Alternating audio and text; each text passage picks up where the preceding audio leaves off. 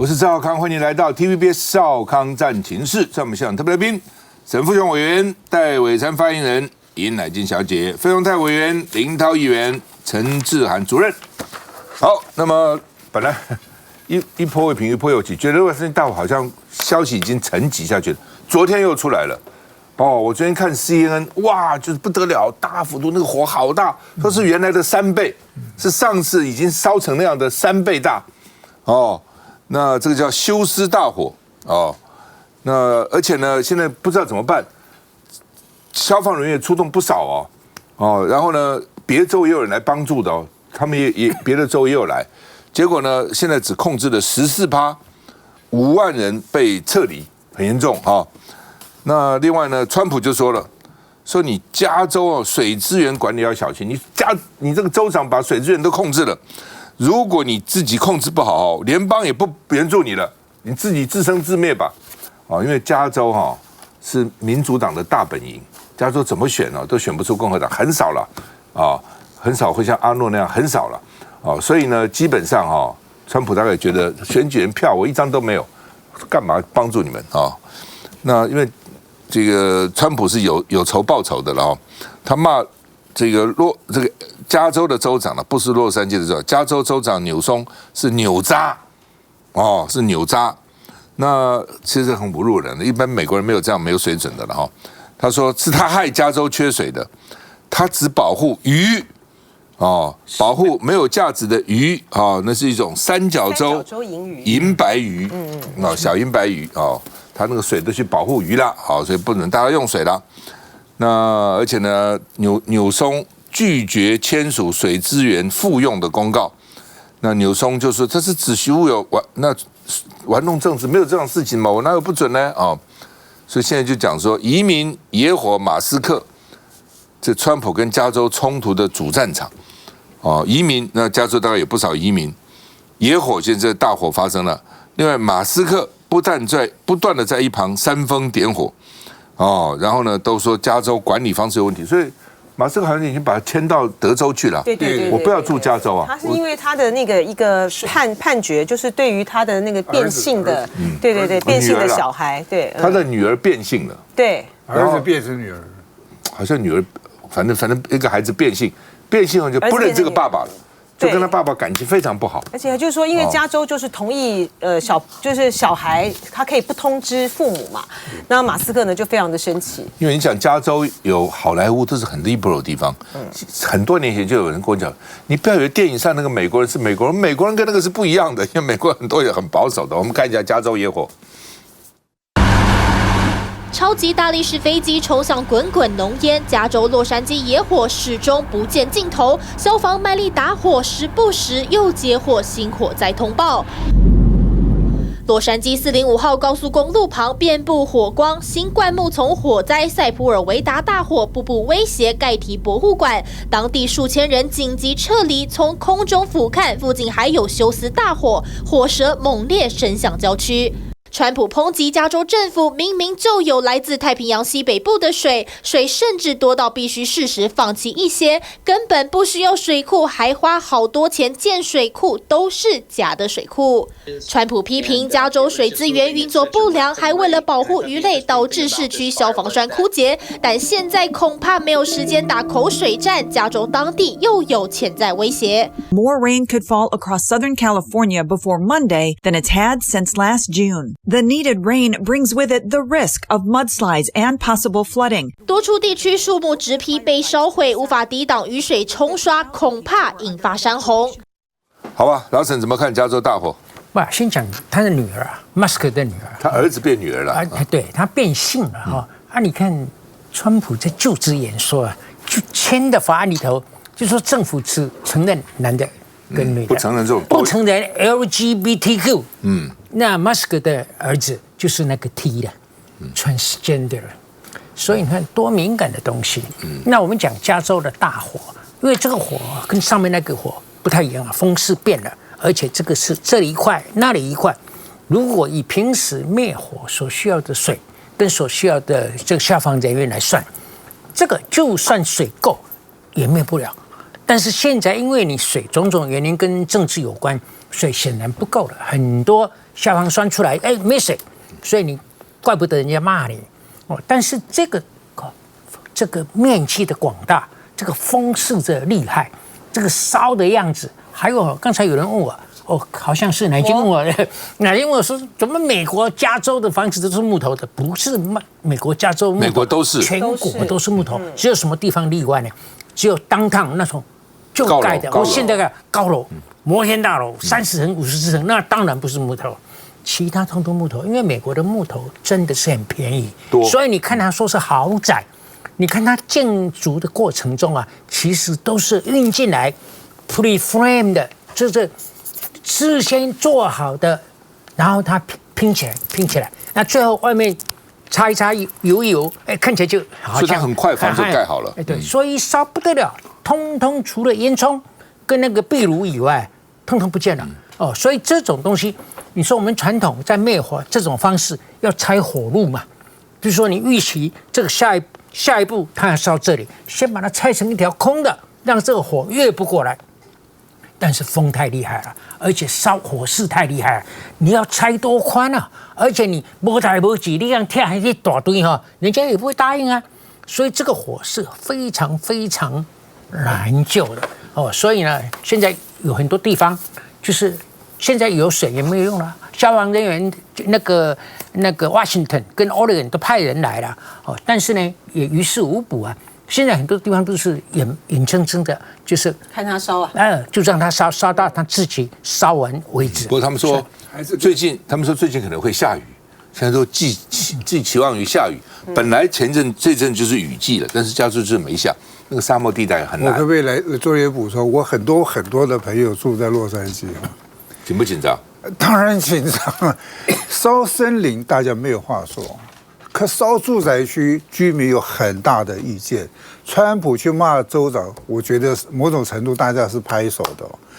住宅区啊，他们很多人讲说，他的水管跟家庭用水跟消防栓在台北很多是分开的，他们是合而为一的。家庭用水，你消防栓里面就没水嘛。在住宅区里面要灭火，当然要靠水喽。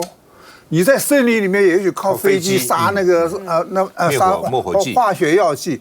住宅区他们认为，住宅区你没有控制好，当然是你政府的责任，当然你这个市的责任。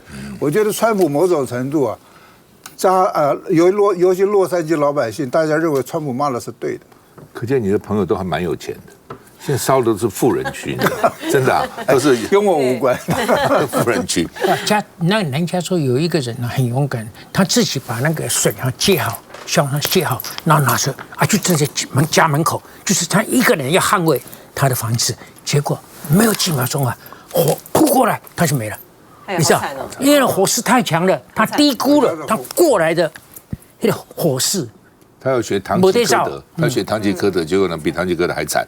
不过老沈刚刚讲没错，美国都是木头房子，所以他就算挖地下室是浅一层，不会像我们搞4层、5层、6层地下室。因为我常常开车到地下室，我就觉得很烦，那个绕啊，我就想说，为什么马斯克那个 Tesla 不一摁车子会自己去找停车位，摁就上来了，我在1楼等。后来我想，对啊，美国根本没有这种地下室嘛。纽约可能有，但是纽约呢很少人开车，都坐地铁，因为根本没有办法停车。乡下地方都是平房，对不对？哪有什么地下室？跟台湾情况完全不同嘛。好吧，我刚买那个车的时候，长乐路上通通给我停下来，我还以为后面车撞我，我还下来问后面司机说撞我，他说我哪有撞你啊？你车自己突然停了，因为他只要。Tesla， 他只要碰到一个行人在路边，他就停了。因为美国很少行人马路像我们这样乱走，我们一大堆在路上走过来走过去，所以那个车子一时之间还不知道怎么样啊。后来他们慢慢改善了啦，好吧？这个川普取消在美国出生公民权，法官动作很快，立刻暂时执行，受公然违宪，暂时停止执行，立刻叫他停止执行，这不可以。22州提出上诉啊，哦，那川普说我也会提出上诉，哦。但是违宪，你要去违反美国那个宪法修正案第14条，我看也不像你讲的那么容易了哈。所以呢，他做了还是做了啦，就是他选举讲说要停嘛，他停了。那如果不行，他可以说法院不准我哈。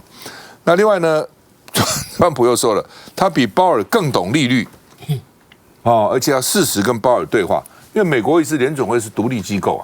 哦，不应该受到政治影响。这个川普老是骂说利率应该更低了，哦，利率应该更低。他说我比鲍尔懂了，鲍尔不懂了，哦，他说呢，这个只要油价降低了，哦，大家这个物价就是等于美国因为用油的很凶嘛，油价低了，这个利率就应该低，而且他说要调整公司税到15%，15%是很低的，哦，15%很低的。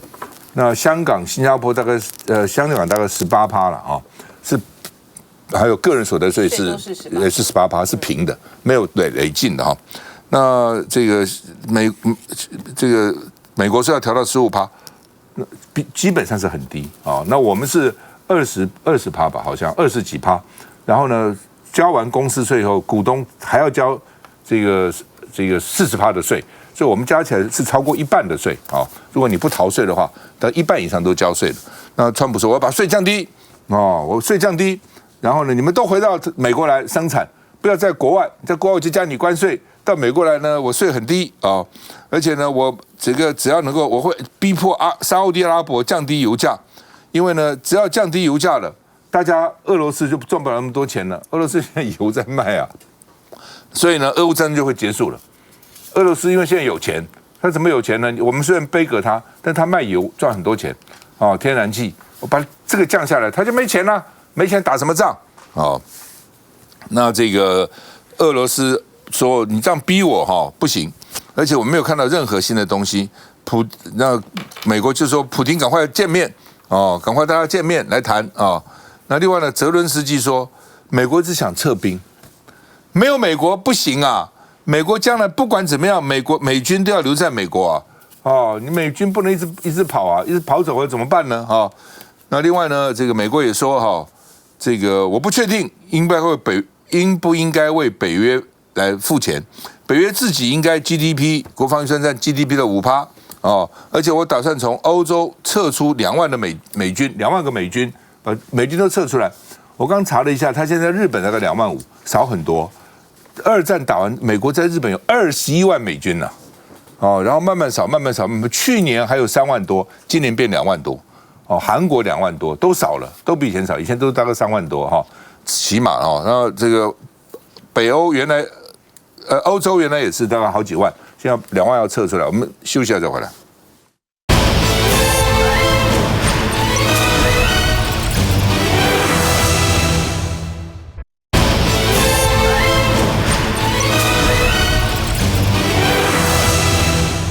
好，川普对那个贸易逆差很在意。他说我跟习近平关系非常好，好朋友，但是贸易逆差还是要平，不能够赚我们那么多钱。所以呢，贸易关系还是要平等的。哦，那他们就观察，就是川普以前是每次讲跟习近平关系好以后，接着就下重手，对，要不然就提高关税什么。所以大陆现在对他也是怀疑，就是他到底会怎样？尤其你表现对我很好的时候，中间必有诈。哦，就很奇怪，到底什么意思啊？就像很多人突然送给女朋友、太太一束花，特别送给太太，太太就说你到底做了什么对不起我的事情？好，那么川普说呢，我可以不用关税对付中国，看起来他原来是要加60%嘛，后来说加10%，说我可以不用。哦，贸易战是可以避免的。那真的假的也不知道啊，他反正变来变去啊。那好，这个很严重。美国的国防部副助理部长达默，他到台湾来过。他来台湾访台啊，他说我虽然到台湾来，我还是相信美国不会折断自己的矛头来保卫台湾，不会。哦，这个第一次我看到美国官员讲话这么坦白，其他都说啊我们要保护要保护。他说台湾是美国的重大利益所在，是哦，但是呢并不是生死攸关的，即使台湾丢了，美国民众还能够继续安全繁荣自由的生活。台湾丢了什么对关我们什么事那么远呢、啊？越南当时丢了又怎样呢？丢了就丢了又怎样？阿富汗丢了又怎样呢？我们老美照样过我们的日子啊！哦，那也许说我们有共同的价值观等等哈，那我们就道义上卖点武器给他，他花自己的钱，到时候他自己保卫他自己，我凭什么派兵去啊？所以呢，而且美国人常常讲说，如果乌克兰被俄罗斯拿去，中国就把台湾拿去了。哦，他说这乌克兰跟台湾有时候不太一样啊。哦，所以想要遏制中国，就直接针对中国嘛，干嘛去帮助乌克兰呢？所以他们想说乌克兰撤，看起来就看得出来，就是说原来一直讲说乌克兰不能撤啊，撤了以后台湾也就完蛋啦、台湾这么重要又有台积电啊，现在说乌克兰撤就撤啊，你想要保护台湾，想要遏制中国，你就直接对中国就好了，跟乌克兰有什么关系？哦，那是台湾真丢了以后，跟我们美国有什么关系？我们照样过我们的日子啊。那好，那美国制不制裁美国？大陆制不制裁美国国务卿2次被制裁了，那大陆最近突然把他卢比欧改成卢比奥，说是不是换名就换人了？就问那个发言人就发言人说，我们注意他的英文名字啦，不是中文名字了。我们看一下。参加仪式的海军领导向罗河舰授予81军旗。大陆解放军首艘054B 新版护卫舰罗河舰在山东青岛交接服役。面对中国武力扩张，川普未来的态度成为关键。不过，香港媒体点出，川普任命的国防部副助理部长奥斯汀达莫曾发表疑似弃台论。他说，台湾的确是美国重大利益，但我们并非为此存在。即使台湾失守，美国民众仍能安全、繁荣、自在的生活。不过，当时达莫发表多篇 po 文，主轴是忧心台湾虽然把兵役时间拉长，国防开支增加，但应对中国动作似乎有点太慢。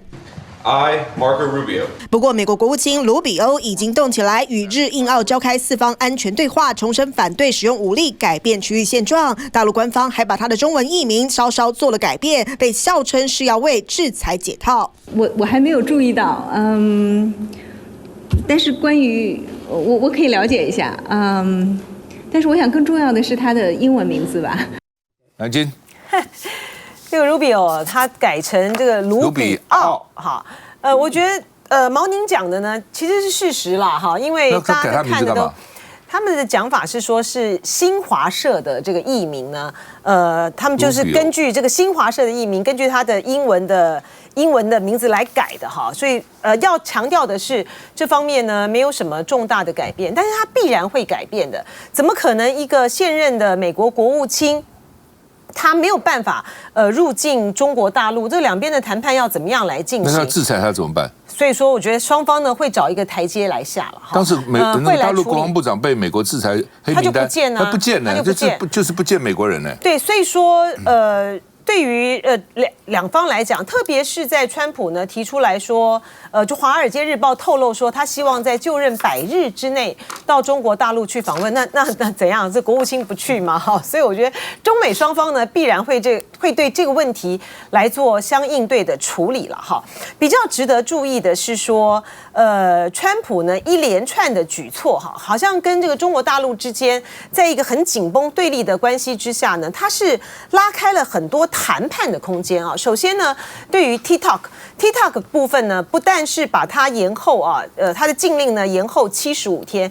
他在接受福斯访问的时候，他就说，大家都说要禁，因为中国呢都在监看。你是要监看什么呢？你是要监看一堆年轻人小孩在 TikTok 上面开玩笑吗？他说呢，中国大家都说什么？中国呢监控了很多的这个讯息啊，然后呢掌握了这个 TikTok 里面的很多的关键的元素。他说我们的手机不是也在中国大陆制造的吗？为什么这些人都不讲哈？所以说呢，他会不会以 TikTok 的交易来作为跟中国大陆的一个大交易之中的一环啊，作为一个松动的一个出口？我觉得这是值得观察的第一点。第二个部分呢是说，他提到说要加中国大陆10%的关税，但是这个10%的关税，它对应的是什么？是对应的是因为芬太尼啊，就是说中国呢让芬太尼呢透过了加拿大还有墨西哥呢进口到这个美国来习近平啊，中国必须在这个问题上面呢，对美国呢做出一个很明确的交代。他在选举期间的时候也讲过，他说他在上一个任期的时候跟习近平谈到芬太尼的问题，他觉得就是说，中国应该要把这个制造这个芬太尼的原料的这些人呢，通通抓起来，然后要处以死刑。好，所以说如果说中国大陆在针对有关于芬太尼的问题上面，可以给予川普更多的保证的话，他是不是对于川普来讲，他这个方面呢也就可以得分啊？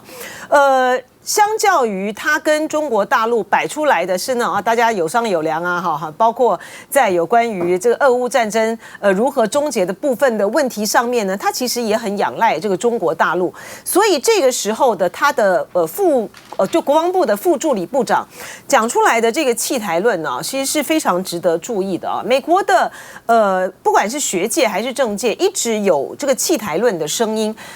像这个现实公式主义大师米歇尔海默，他向来就是主张，就是说美国总有一天呢会彻底的醒悟，他为了保障啊，就是保护台湾的这个安全，而丧失了他对于这个中国大陆在这整个太平洋的岛链这边呢很大的利益啊，所以这样子的一个说法呢并不稀奇哈，但是关键在于他日后怎么操作。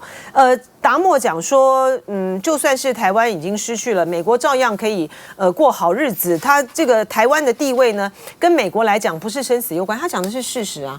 对于美国来说，最生死攸关的其实还是在日本哈，还是在日本的战略的地位的重要性，对美国来说是不可或缺的。可是我们同样的也看到，日本在川普上台之后，因为他对于盟国的承诺呢，变成是有如在这个风中摇曳的蜡烛火一般呢，非常的不确定。所以我们也看到日本在转向啦啊，在积极的寻求跟中国大陆呢恢复关系，并且要推动元首啊，然后首脑级的会晤。我们就可以看到其他的国家是如何的在应对川普上来之后的新形势，而台湾呢却还是一样铁板一块。那林涛。基本上你可以看到，现在川普的2.0，他对于整个全球的这个新的秩序是非常了若指掌，而且我觉得他准备好。怎么看呢？你刚才从这个野火看到他的经济，基本上川普上任以来，他现在不能开始去批评野火是拜登的了啊，他要扛了，所以他当然先拿这个民主党跟他这个环保的议题来开刀，施压他这个解决野火的政治压力嘛。所以你可以看到这是他第一点。第二点，你看他开采石油，还有呢，你做这个我们讲到的属地主义的这个耕动，你都可以知道他在对内是要跟这个民主党因为他政策大转弯，所以他民主党各州还是有这22州的民主党的压力，所以他拿这个地方跟你民主党州来做开战。那看起来未来在每一州的民主党州，他一定会用这个宪政法定这个联邦的法来做一个这个我们讲到司法的攻防，这就是他对于他的这个国内本土经济，还有跟民主党两个在斡旋的最主要的主张。可是一方面呢，他对于欧洲的部分，北约，他说每一个北约的国家应该要把他的军费提升到 GDP 5%。